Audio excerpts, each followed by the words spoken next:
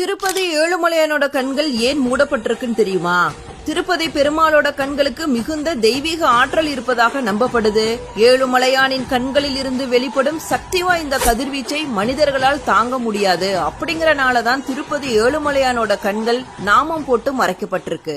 ஆனா வியாழக்கிழமை மட்டும் திருப்பதி பெருமாளோட கண்கள் திறந்திருக்கும். இதற்கான காரணம் என்னன்னா, வியாழக்கிழமை காலை பெருமாளுக்கு திருப்பாவாடை சேவை நடைபெறும். இதை அன்னக்கூடோத்சவம் சொல்லுவாங்க. வியாழக்கிழமை காலை 6 மணிக்கு திருப்பதி ஏழுமலையான் அணிந்துள்ள ஆபரணங்கள் எல்லாத்தையும் கலைந்துருவாங்க. பின்னர் பெருமாளுக்கு இடப்படும் நாமத்தோட அளவை நன்றாக குறைத்து கண்கள் நன்றாக தெரியும்படி செய்வாங்க. வெங்கடேச பெருமாளுக்கு எதிராக மலை போல புளியோதரையை குவித்து வைப்பாங்க. இந்த புளியோதரையை நேராக கருவறையில் உள்ள பெருமாளுக்கு நிவேதனமா படைப்பாங்க. வியாழக்கிழமை அபிஷேகத்தின் போது திருப்பதி ஏழுமலையான் தன்னுடைய 3வது கண்ணை திறக்கிறார் அப்படிங்கிறது ஐதீகம். வியாழக்கிழமை அன்று திருப்பதி ஏழுமலையானோட கண்களை பக்தர்கள் நன்றாக தரிசனம் செய்ய முடியும்.